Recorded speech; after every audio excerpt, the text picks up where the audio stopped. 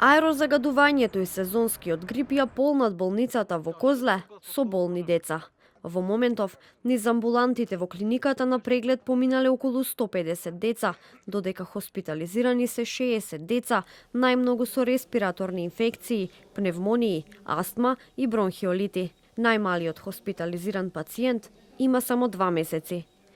Педиатрискиот пулмолог доктор Мирјана Поповска рече дека новороденчињата и децата се најранлива категорија на пациенти во овој период, бидејќи нивниот имунолошки систем не може толку лесно да се избори ниту со загадениот воздух, ниту со сезонските грипови.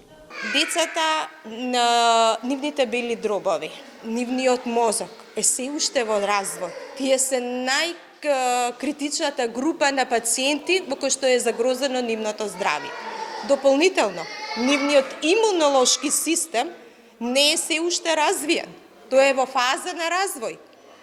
И на тој начин децата се подложни на респираторни инфекции, затоа што немаат одбрана се истовремено добри домаќини, бидејќи не се сретнале со вирусите.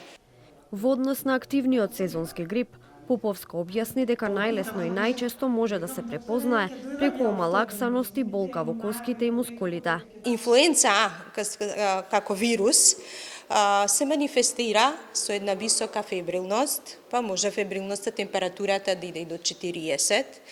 Има еден типичен симптом, тоа е на генерализирана омалаксаност. Децата се жалат на болки во коски, во мускули, се жалат на болки во грло, на носна секреција, па дополнително високата температура може да ги доведе во кревет. Бидејќи една обична вироза, децата ќе поминуваат за 2-3 дена, стануваат 3 пати, играат и меѓутоа инфлуенцата знаат децата и да ги седне, да ги омалакса, да бидат покомпромитирани.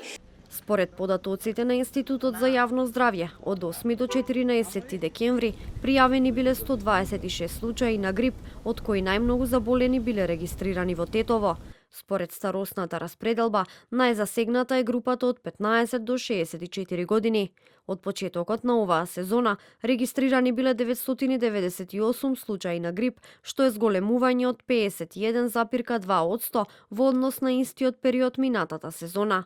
Од институтот велат дека најсигурна заштита од сезонскиот грип е вакцинацијата и апелираат до граѓаните редовно да се вакцинираат.